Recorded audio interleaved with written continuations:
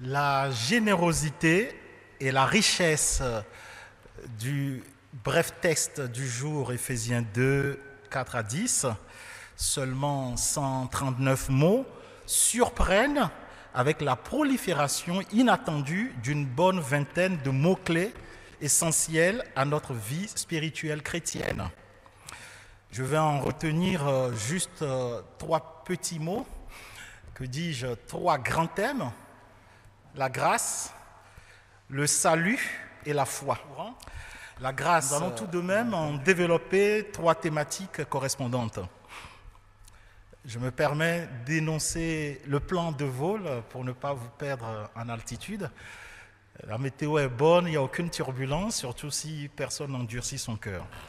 Dans une première partie, nous acterons donc le postulat du salut universel par le don de la grâce.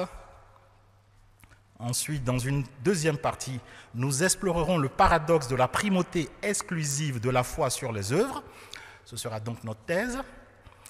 Dans une troisième partie, nous essayerons d'analyser par une antithèse si la foi suffit-elle vraiment ou doit-elle s'accompagner spontanément de bonnes œuvres. Enfin, une synthèse dialectique nous mènera vers une conclusion utile et édifiante en toute charité. Le salut par le don de la grâce seul. Le passage du lectionnaire du jour commence par le postulat « Mais Dieu est riche en miséricorde à cause du grand amour dont il nous a aimés. Alors que nous étions morts, il nous a donné la vie avec le Christ. C'est par grâce que vous êtes sauvés. Nous sommes sauvés donc par la grâce seule. Nous n'y sommes pour rien. C'est Dieu donné, comme on peut dire, un don spontané de Dieu qui nous sauve avec son grand amour. Illustrons par l'évangile de Jean, au début du chapitre 8, une situation désespérée représente parfaitement ce que veut dire être sauvé par la grâce. C'est le cas notamment de la femme adultère, pécheresse, qui devait inéluctablement être lapidée à mort. La sentence était tombée et était en début d'application. Mais, miséricorde insondable, Dieu peut tout pardonner. Elle est littéralement graciée, sauvée par grâce divine, habilement exercée par Jésus, qui mérite encore plus que jamais son nom de Christ, qui veut dire sauveur. Il n'est pas venu nous juger, mais pour nous sauver. On l'a lu dans Jean 3. Même dans le désespoir, face à une foule agitée, il la sauve. Il la libère et après l'avoir sauvée par grâce, il lui donne le moyen de ne plus tomber.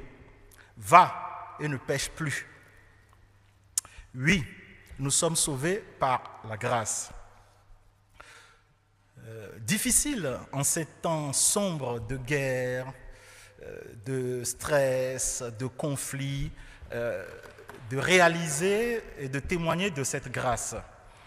Mais aujourd'hui, comment pourrons-nous concevoir et réaliser cette promesse? Nous sommes sauvés par la grâce. Alors, comme je le disais, tant de personnes sont confrontées à la maladie, à l'angoisse de la solitude et même à la pauvreté. Pourtant, en tant que protestants, nous confessons, comme nos aînés réformateurs, que nous sommes sauvés par la grâce et par la grâce seule, par le moyen de la foi. Nous y reviendrons. Nous n'y sommes décidément pour rien. Alors, quelles que soient les tribulations ou les épreuves endurées, je ne vais pas les reciter, maladie, angoisse, exil, nous pouvons nous accrocher à cette parole, cette promesse acquise. Nous sommes sauvés par la grâce, nous sommes vivants, et on le sait, tant qu'il y a de la vie, il y a de l'espérance. Et Jésus a vaincu le monde et les tribulations. Le Dieu de miséricorde nous aime. Il ne nous oublie pas, il ne nous abandonne pas. Si nous doutons, si nous avons peur, si même nous trébuchons, laissons retentir au plus profond de nous et in petto réalisons, nous sommes sauvés par grâce. Soit, pour ceux qui ne croient pas, le texte dit que nous sommes sauvés par grâce, par le moyen de la foi. Il précise aussi, et pas par les œuvres, pour une raison que nous expliquerons. Le moyen de la foi. Mais de quelle foi parle-t-on? La foi en quoi ou en qui et comment? Si vous permettez, je peux schématiser que salut, on parle d'être sauvé, égale grâce infinie par le moyen de la foi. Donc, par le facteur d'un grain de foi. Donc, il y a une immensité de la grâce composée par un peu de foi et ça donne le salut.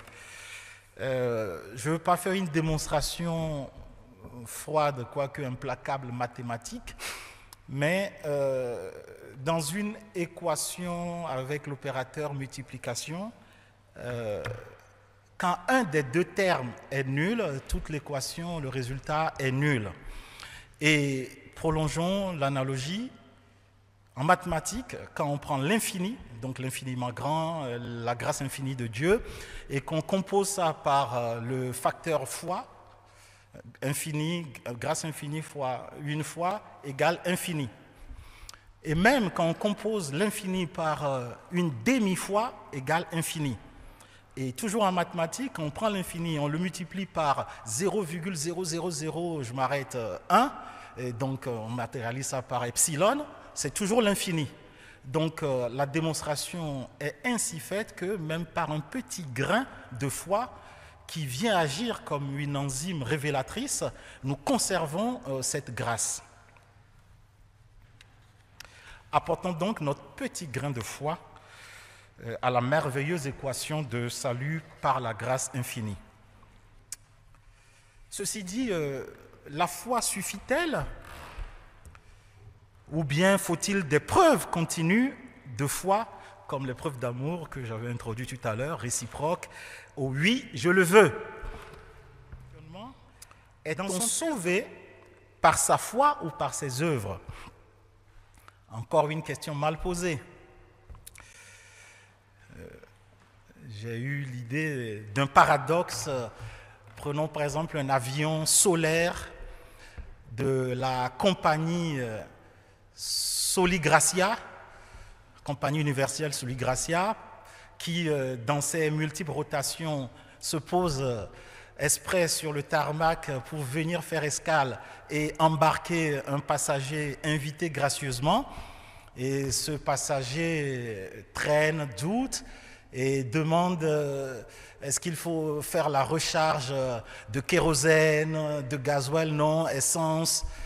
C'est manquer de confiance. J'ai dit avion solaire, je ne parle pas de panneaux solaires en s'interrogeant qu'est-ce qui se passe la nuit. Je parle d'un réacteur qui imite l'énergie infinie du soleil, un mini-réacteur. Celui qui a créé le soleil, il a le secret de toutes ces choses, il en a la recette.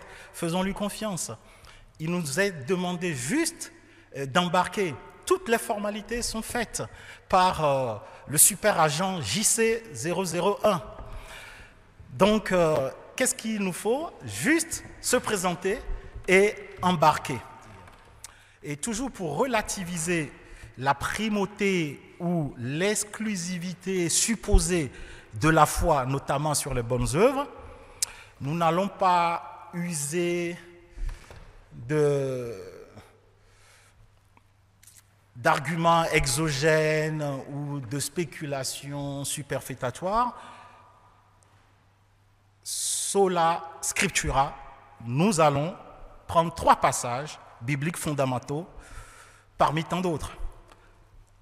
Prenons premièrement 1 Corinthiens 13, cite la foi, l'espérance, l'amour, charité, et donne la prépondérance à l'amour, charité. Deuxièmement, Jacques 2, 12 à 26, enfonce le clou avec des mots très durs, sans ambiguïté, et ponctue que la foi sans les œuvres est vaine. Enfin, après ce long parcours en altitude, rappelons notre texte. C'est par grâce que nous sommes sauvés sur notre foi. Cela ne vient pas de nous, c'est un don de Dieu. Cela ne vient point de nos œuvres, afin que personne ne s'en vante, car de lui nous sommes l'ouvrage, pour qui il a préparé de bonnes œuvres.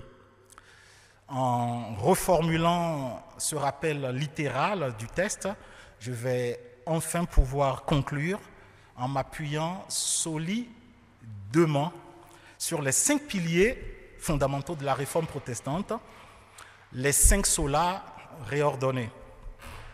1. Sola gratia, le salut par la grâce seule.